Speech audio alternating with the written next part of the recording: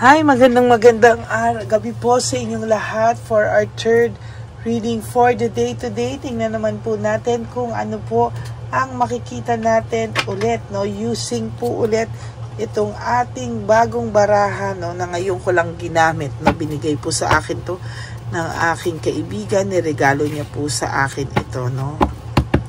Bago po siya pumunta ng ibang bansa. Okay, siya po ay mahilig din sa tarot cards, no? Kaya ako ay niregaluhan niya. Kamusta po kayong lahat? Napanood nyo na po ba ang first, second, and third reading kahapon? And the bonus reading kagabi na aking nilabas, no? At ang first and second reading ngayon na very, very powerful po, no? Wala kang tapon kabigin talaga, no? Talagang sa nakikita ko po talaga ay napaka bibigat ng ating mga readings. Talagang sinasabi ko po sa inyo, hindi po talaga tayo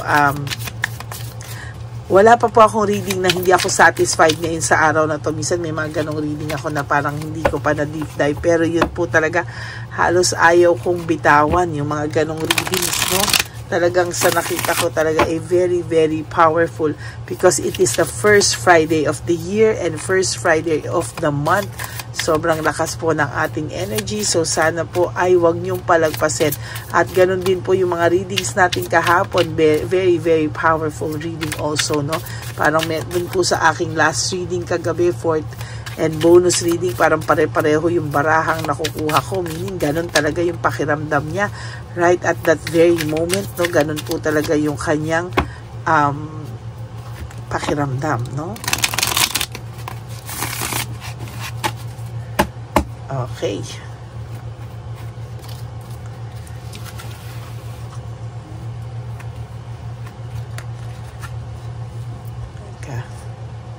Kuha po tayo ng 20 cards. 1, 2, 3, 4, 5, 6, 7, 8, 9, and 10. 11, 12, 13, 14, 15, 16, 17, 18, 19, or 20.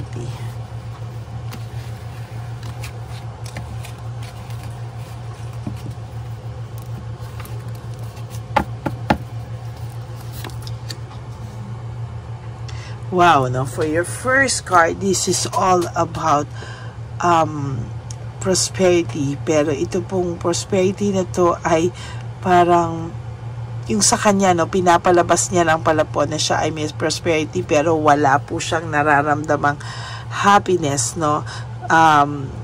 Parang ito po ay mawawala din sa kanya, no? Kumbaga, pwedeng pinagpalit ka po niya sa mga material na bagay. Pinagpalit ka po niya kasi pakiramdam niya mas may mapapala siya doon, mas kaganda yung buhay niya. Pero ano po ito eh, parang mawawala rin sa kanya. Marami po siyang missed chance and loss of opportunity, no? Pwede siyang, gumanda yun ng konti o meron mga nabigay sa kanya, pero ang tanong, masaya ba talaga siya, no? Parang may mga napala po siya doon, pero parang hindi po ito worth it na pinagpalit ka niya. Maybe for some of you, hindi po money, or hindi po, baka maybe may sex life po, no, na kakaiba or something, no, na baka mas bata or mas pero hindi po siya naging masaya at hindi siya nagiging masaya, no. Someday, no, sa nakikita ko po ay sa'yo po ay mas, naku, kabaliktaran talaga yung nangyayari sa inyo, mababaliktaran talaga yung mundo nyo. So, siya ganon, ikaw naman po, yung mga ideas mo, mati-turn into opportunity, no? marami ka pong mga ambisyon na mangyayari sa buhay mo na unti-unti mong marireach. At pag dumating po ang araw na kayo ay nagkaharap ulit, dahil whether you like it or not, magkakatagpo pa po ang tadhana nyo, no? Gagawa pa rin siya ng paraan na kunwari ay hindi niya alam na magtatagpo kayo, pero sasadyain niya pong gumawa ng paraan para kayo ay magtagpo ulit, no? Na kunwari, scripted po yan, na kunwari po talaga ay hindi niya po alam pa, no, na magtatagpo kayo. Kunwari, this is all about the show, no? Ano to, no? Darating ang araw na mangyayari po yan, pero parang hindi po niya yan sasadyain. Kunwari ay magkikita pa rin ang inyong landas, pero gagawa po ng paraan para kayo ay magkitang muli. Talagang mag-iiba po talaga, no? Gagawa ito talaga ng paraan na kayo ay magkikitang muli, no? Gusto niya po kasi ngayon mag-isip-isip muna, magpahinga, mag-reflect sa mga bagay-bagay sa buhay niya, kung ano ang nagawa niya sa iyo, bakit niya nagawa sa iyo ang mga bagay na ito, no? Hindi niya kasi akalain na mangyayari sa inyo to. Actually, hindi niya rin talaga naman plinano, in fairness sa kanya, pero ngayon po ay hihingi po ito. Sabi ko nga kanina sa inyo, no? There will come a time that this person, whether gusto man niya o hindi, hihingi po ito ng tawad sa iyo, no? At talagang sa nakikita ko po ay pag gagawa ito talaga ng paraan para kayo ay magkausap ng personal. Hindi man po ngayon gagawa pa rin siya ng bagay kahit gaano kataas ang pride nito. Sinasabi ko sa inyo, there will come a time na lapit pa rin sa ito, makikipagkita sa iyo to, at talagang gagawa siya ng paraan para kayo ay magkita pang muli, no? Ayan, ano? So, na-stuck po kasi siya sa lahat ng mga hindi niya gustong mangyari ngayon sa buhay niya, no? Siya po ay naipit, no?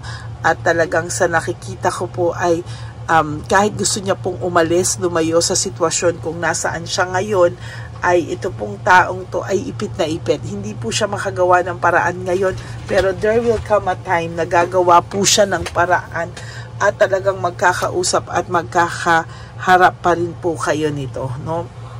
Marami po siyang failure, no? Wheel of Fortune in reverse. Marami po siyang bad luck sa buhay niya ngayon, at marami po siyang mga hindi inaasahang mga karma sa buhay niya ngayon, ano? At talagang pabalik-balik lang po siya sa lungkot ng kanyang sitwasyon, ano? At sinasabi ko po sa inyo na itong taong to, whether, no, ito po ay humingi ng tawad sa iyo o hindi, there will come a time in your life na talagang hindi mo inaasahan na itong taong to ay, wow, kaya niya rin naman palang humingi ng sorry, no? Kaya niya rin naman palang humingi ng kapatawaran sa mga pinagagawa niya. Yes, there will come a time po, darating po ito sa oras at araw na hindi mo inaasahan ang pagkikita nyo, at gagawa po ito ng paraan na magkita at magkausap kayo sa oras at araw na hindi mo po talaga ine-expect, no? Hindi mo po talaga ine-expect. Darating at darating po yan, ano? Naging greedy siya, naging materialistic siya, naghanap siya ng kakaibang mundo, no, malayo sa iyo, no? Talagang ang inano niya is mas inisip niya yung sarili niya, no? Saan siya magiging masaya, pakiramdam niya hindi na siya masaya sa iyo. So talagang iniwanan ka po niya ng just like that. Talagang iniwan ka lang niya ng ganun-ganun lang, no? Marami pong tensyon sa kanya, kumbaga sa eroplano. Ang buhay niya ngayon ay puno ng turbulence, no?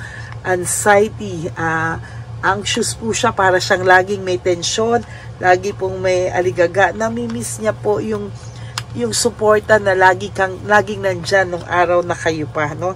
Namimiss niya po yung mga times na masaya lang kayo, lagi kayong may sineselebrate, lagi kayong merong happiness na nararamdaman sa inyong sarili. Pero sa ngayon po kasi para siyang nakaramdam ng matinding pagkaaligaga, no? Nakaramdam po siya ng matinding pagkaaligaga at hindi niya po akalain talaga na sobra po yung kanyang sadness na nararamdaman ngayon, no? Hindi niya po akalain talaga na ganyan po yung kanyang nararamdaman, ano? As a matter of fact, siya po yung tipo ng tao na nahihirapan every time po na ganyan yung pakiramdam niya, no? Parang hindi niya po alam kung ano po yung kanyang ginagawa, or hindi niya po alam kung bakit niya ba nagawa sa iyo yung mga bagay na to na hindi niya naman po in-expect na magagawa niya po sa iyo. Hindi niya po in-expect na talagang lahat ng yan ay parang bubulaga na lang sa kanya, at dahil po dyan talaga pong siya ay nakakaramdam ng matinding tensyon sa ngayon sa buhay niya. Nakakaramdam po siya ng deep sorrow, tension, anxiousness, lahat na lang po ng pwede niyang maramdaman ay kanya talagang nararamdaman sa ngayon, ano? Marami po siyang marami po siyang pinaplano, no? Marami po siyang pinaplano. Gusto niya pong maging maayos ang inyong pagkikita, ang inyong darating ang araw po talaga na magugulat ka po sa isang araw na hindi mo na siya inaasahan, na ayaw mo na nga siyang makita. Pero there will come a time na kahit na ayaw mo na siyang makita, gagawa po siya at gagawa po siya ng paraan na magkaharap po kayong muli, at talaga kayo po ay mag-uusap ng maayos naman, ano? Maayos naman, although minsan expectin mo pa rin na meron siyang pagiging defensive, no? Bakit? Kasi ugali na po niya talaga yung maging defensive. Pero at least gagawa po siya ng paraan na magkita kayo at magkausap kayo sa tamang panahon at oras na para sa kanya ay ready na po siya humarap sa iyo, no? Nung ginagawa niya po kasi yung mga bagay na yan, parang palaban siya, no? Hindi niya po inisip na pagsisisihan niya yung mga bagay na yan. Kaya ngayon niya po pinagsisisihan yan, ano? Yung mga umpisa po kasi, wow, go lang siya. Hindi niya po in-expect, no? Wow, sige lang, laban lang, no? Masaya ako parang hindi ko ine-expect kung may masasaktan akong tao. Parang ganun po yung pakiramdam niya nung ginagawa niya yan. Ngayon sa kanya bumabalik-balik lahat, no? Ngayon sa kanya nagiging malinaw ang lahat na maling-mali pala nang siya ay gumawa ng ganito sa iyo, no? Ngayon po, no, for some of you na nagsisimula pa lang yung hiwalayan or nagsisimula pa lang lahat, no, huwag niyo pong expectin na naiisip niya ng agad yan, ano, dahil hindi po maiisip ng tao yan. Pag nasa siya, yung stage siya ng masaya pa siya, nasa stage siya ng kala niya okay na okay siya, hindi ka na niya kailangan. Tandaan mo po, pag nag-subside po yan lahat, no, lahat po ng ginagawa niya sa'yo, lahat po ng pakiramdam niya ngayon, at lahat po yan ay nag-subside na, there will come a time, darating po yan sa ayaw at sa gusto mo, na talaga pong babalikan siya ng kanyang isipan at ano po ang ginawa niya, no? Pag nag-subside na lahat yan, hihingi po yan ng tawad. I tell you, no? Talagang hindi po siya matatahimik din, no? Talagang darating ang araw na siya mismo ay makakaramdam ng matinding pagsisisi, no, or panghihinayang sa ano pong pakiramdam niyang pinakawalan niya na ikaw, no, ikaw po yung pinakawalan niya sa buhay niya. Yan. Ang bibigat ng readings, no? At magkakaroon po ng clarity ang lahat, ano, magkakaroon po ng katotohanan, lalabas ang lahat ng katotohanan, magiging fair ang lahat, no? Hindi mo na po in-expect yan, pero mangyayari at mangyayari po yan sa sinasabi ko sa inyo, no? Talagang may group conflict po akong nakikita, no? Away po sila ng away sa ngayon. Nakukumpara ka po talaga nito, no? Kahit halimbawa po wala na sila ng third party o meron pa sila ng third party, talaga pong makukumpara at makukumpara kanya, no? kahit nga po ngayon, sabi ko sa iyo, nakukumpara ka nito, kahit wala na halimbawa to at ang third party, iniisip niya na ibang-iba ka pa rin sa lahat, no? Kaya lang sinayang kanya, no? Para naman po sa mga may third party, maiisip niya po yan. Maybe, nako-compare ka na niya, or maybe, sinasabi ko sa inyo, kung siya ay hayok na hayok pa dyan ngayon, kahit na anong pagkahayok niya po dyan sa third party, maiisip niya pa rin po kayo.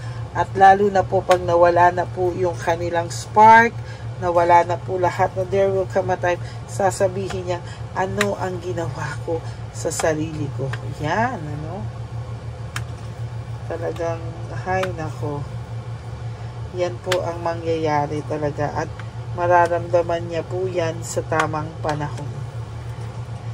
Yan po ang sinasabi ko, no? Kasi siya hindi na siya talagang ang pakiramdam niya po talagang sinayang niya po talaga ang sarili niya. No, sinayang niya po yung samahan na meron kayo. Kaya yan po ang mangyayari sa kanya sa ngayon. No, hindi po siya matatahimik at talagang patuloy niya pong dadamdamin yan at raranasin yan sa mga susunod pong araw, no, sa kanyang buhay. No? Hindi niya po yan malalaman, pero there will come a time in your life na magugulat ka na lang, ito ay nasa tabi mo na, no? Ito talaga ay nasa tabi mo na, no? Yung lahat po ng kabutihan mo sa kanya ay nag-stick sa kanya, lahat po yan ay naiisip niya at hindi niya po yan makakalimutan, no? There will come a time na ganyan po yung mangyayari, no? Maiisip at maiisip niya pa rin yan, ano? Yan. Grabe. Ang bigat.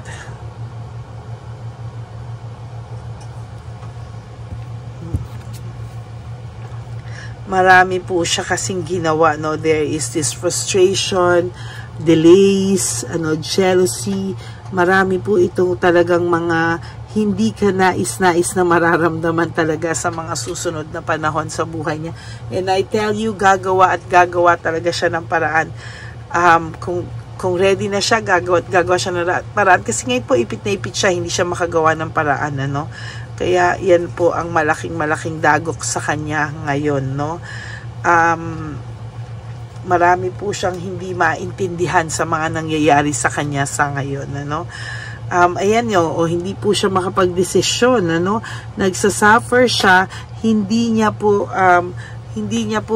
po siya makapagdesisyon, no? Panay, isa po yan sa suffering niya, yung hindi siya makapagdesisyon, no? Maling-mali po talaga ang nangyari sa kanya, at sa totoo lang ay mahihirapan po talaga siya sa mga susunod na araw, no? Dahil po sa mga pagiging, dissatisfied po siya sa buhay niya, dahil po sa lahat ng selfishness niya, greediness niya, pagiging materialistic niya, no, yung mga mistakes niya po, yan, no, very dissatisfied po siya sa takbo ng buhay niya ngayon. Sa ngayon po, kahit gustuhin niyan lumapit sa iyo, hindi pa daw po ito ang tamang oras, but there will come a time na gagawa po ito ng paraan at kayo po ay magtatagpo ang landas ulit at magkikita, no. Ayan po yung sinasabi ko sa inyo, gagawa po ito ng action, ng pagbabago, no, na gusto niya po ay, yung pag-alis niya po sa iyo ay ma-justify niya, no, at talagang hindi po ito titigil hanggang hindi po siya nakakagawa ng paraan na para po kayo ay magkita, no. Curious po siya sa inyo, ano po ang nangyayari sa inyo, ano raw po ang new journey mo sa buhay, at talagang nag-iisip po ito sa iyo sa mga oras na to, no.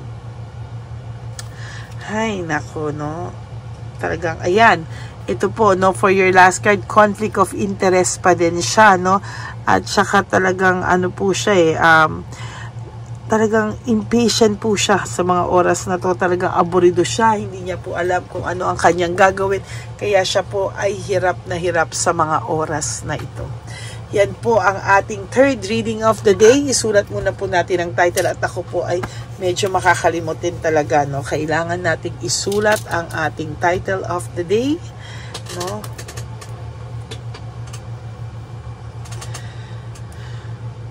sa isang araw na di mo ine-expect, magtatagpo ang inyong landas. Gagawa siya ng paraan, magkausap kayo.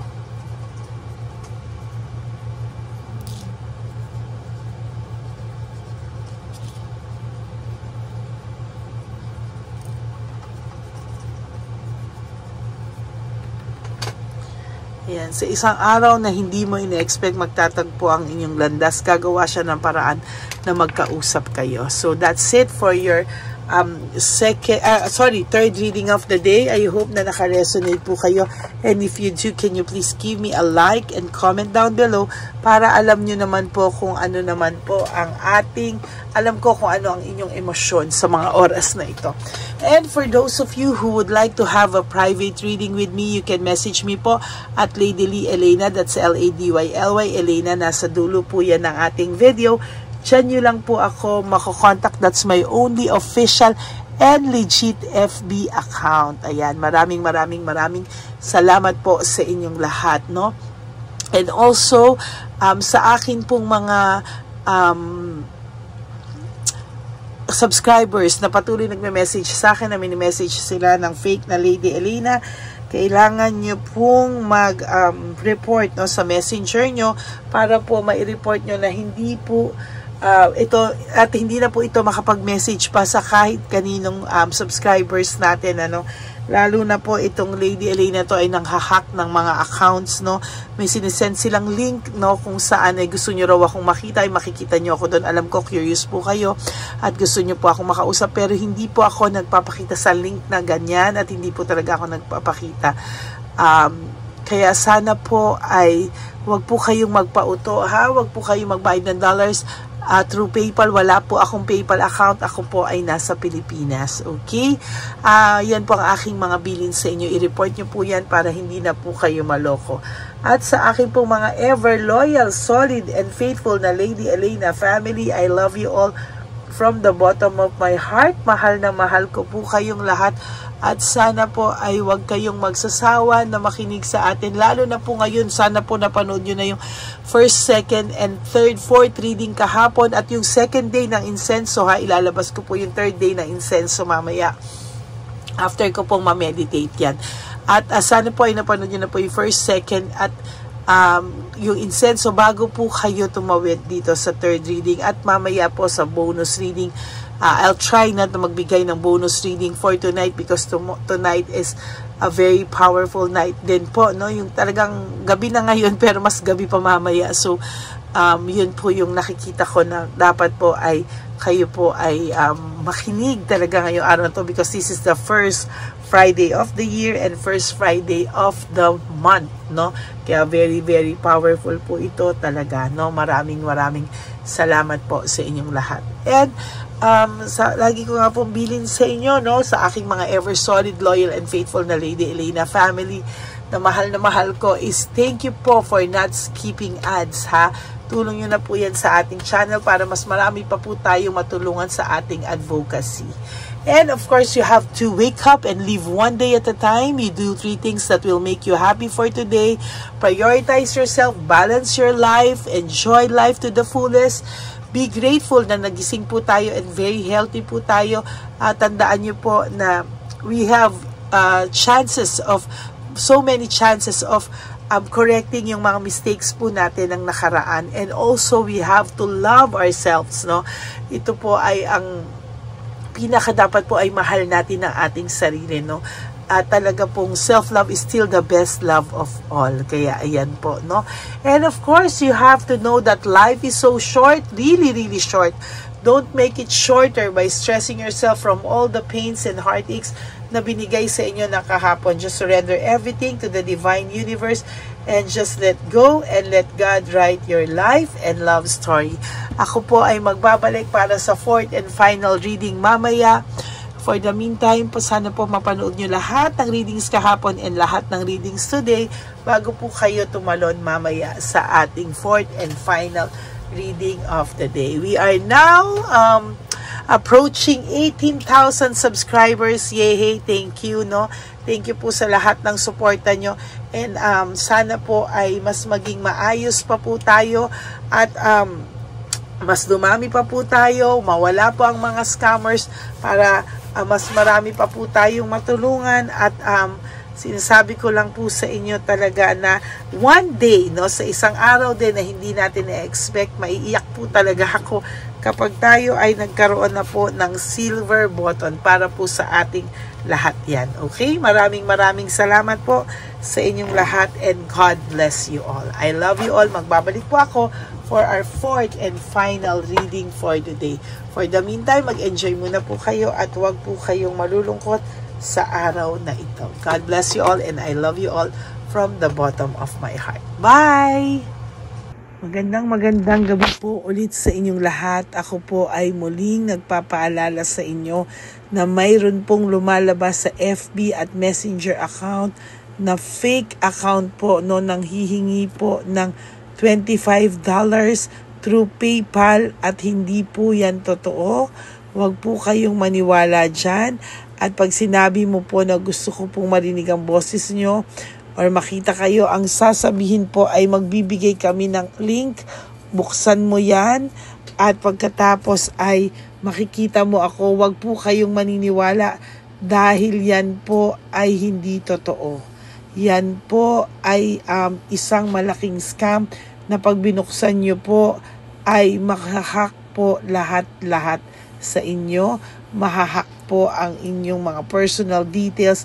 Lahat ay mahahak. Ako po ay nalulungkot na ito po ay nangyari. Ngunit sa talagang may mga tao pong masasama at may mga tao po talagang hindi makatiis na hindi gumawa ng masama sa ibang tao. Pero maging aware po sana kayo. Tulungan niyo po ako. I-report po natin yung fake na yan at sa FB para siya po ay mawala na at wala na po siyang mabiktima pa, no? Nandyan po lahat ng details at maraming salamat po sa inyong lahat. Maraming salamat po sa inyong lahat at mag-iingat po kayo.